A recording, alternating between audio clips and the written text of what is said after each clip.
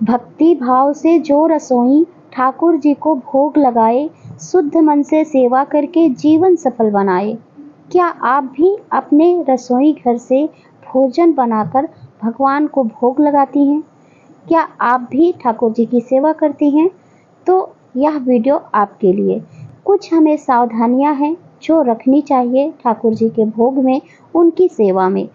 बहुत से लोग पूछते हैं कि क्या बाहर की चीज़ों से भी भोग लगाया जा सकता है? तो देखिए, शास्त्रों के अनुसार भोग हमेशा घर की बनी सात्विक और शुद्ध वस्तु से ही लगाना चाहिए। बाहर से लाई गई कोई भी वस्तु जैसे नमकीन, मिठाई या पैकेट की चीज़ें, उसमें क्या मिला है, कैसे बनी है, हमें नहीं पता। ऐसे में उसे भगवान को भोग के रूप में अर्पित करना उचित नहीं माना जाता। लेकिन कई भक्त अपने लड्डू गोपाल जी को बाल स्वरूप में मानते हैं, लाला के रूप में मानते हैं और बालक की तरह उन्हें चीजें खिलाना चाहते हैं, जैसे कि नमकीन, बिस्किट, टॉफी। तो इसमें उनकी भावना गलत नहीं है, क्योंकि वह उन्हें अपने बच्चे की तरह मानकर सेवा कर रहे हैं। बस बात इतनी है, आप उन्हें जिस स्वरूप से पूजते हैं उस स्वरूप की मर्यादा और नियम का ध्यान रखें। अगर आप भगवान को विष्णु रूप में पूजते हैं तो शास्त्रों के अनुसार ही भोग दें। अगर आप उन्हें बाल स्वरूप में लाला मानकर सेवा करते हैं तो भाव प्रधान होता है। दोनों ही बातें सही हैं। बस ध्यान रहे कि बाहर की कोई भी वस्तु अर्पित करने से पहले उसकी शुद्धता और उसका उद्देश्य क्या है, ये आप जरूर समझें।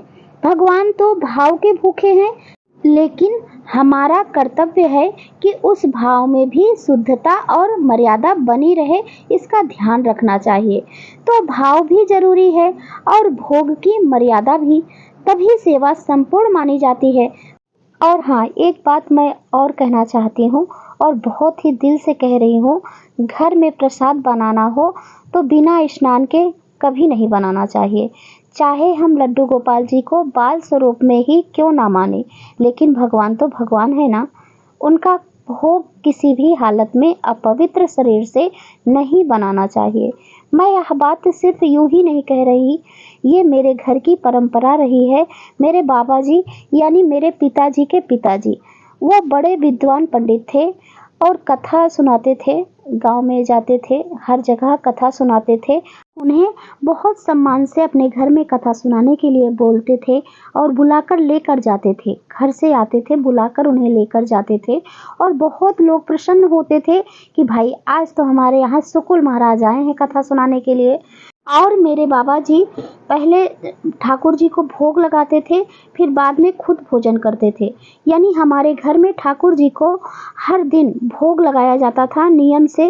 वो भी सबसे पहले पहले हम ठाकुर जी को भोग लगाते थे, फिर उसके बाद किसी को भी हम रसोई से भोजन देते थे। वो भी बिना लहसुन प्याज का सात्विक भोजन हमारे घर में बनता था। हमारे घर में कभी भी लहसुन प्याज नहीं बनता था, क्योंकि हमारे बाबा जी नहीं खाते थे।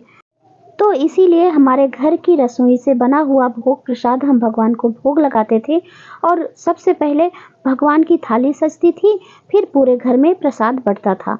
मुझे वो दिन आज भी याद है कि कैसे सारा घर शुद्ध रहता था, रसोई में एक मर्यादा होती थी।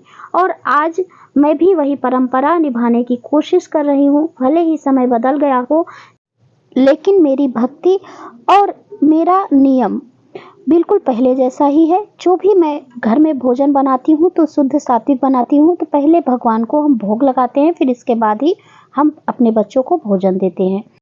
तो जो भी घर में लड्डू गोपाल जी रखते हैं, उनके लिए इन बातों का ध्यान रखना ज़रूरी होता है। और आज की वीडियो यहीं तक का था। और यदि आज की वीडियो आपको अच्छी लगी हो और आपके लिए उपयोगी हो तो वीडियो को लाइक ज़रूर करें। और अब मैं मिलती हूँ आपसे अगले वीडियो में। तब तक के लिए राधे राधे। जय श्री कृष्णा, जय लड्डू गोपाल जी।